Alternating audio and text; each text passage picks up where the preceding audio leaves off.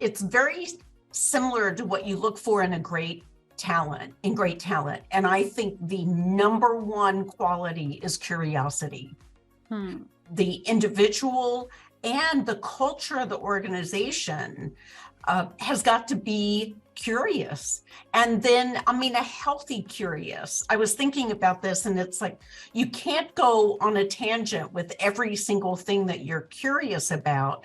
The thing that really identifies a superstar marketing talent is curiosity, knowledge, and an innate instinct about what that mix will be, and then to follow it to the nth degree, both in what has been established as well as innovation, finding out ways that can be innovated to really meet the demands, not only of the marketplace today, but of tomorrow. And like you're talking about, look at how much it's changed even during COVID. Look at the dramatic changes that have come about in the last 2 to 3 years, mainly because of the circumstances that we were on at a global level, not just one country or whatever, it was really globally. And again, going back to Bruce's presentation, 2 of the things that he said that are trends that he's seeing for the coming year are around connected TV, how that's evolving with many obstacles still to come, but it almost sounds like the same discussion that we had with mobile and social back in 2006, but now we're talking about CTV as well as retail.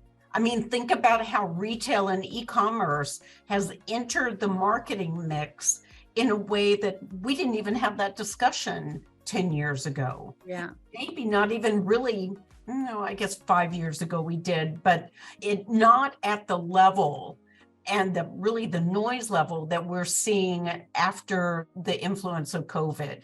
So I think the marketing of today, defining that, you have to keep evolving because consumers are changing how they're getting to the products. Then you've got the influx of younger buyers, younger consumers, and look at how bold and innovative young people are.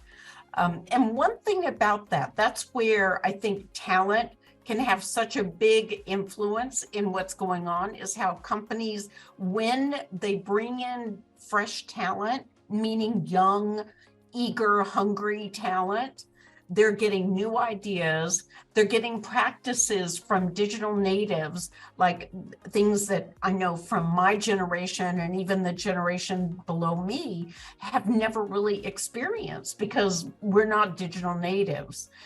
Now, that doesn't mean that they know how to run a company necessarily. So there's really great cross-learning and opportunities for the companies that really harness that relationship. So I am such an advocate for marketing as a career because I think, one, you will never get bored. It just never is the same. And the learning, the experience, the opportunities continue to evolve in such a rapid pace that you have to stay engaged and really involved. And so much of this takes place on the front lines of marketing. So I think it's such an exciting opportunity, and it can be daunting. Look at what companies go through to try to stay up with what the trends are.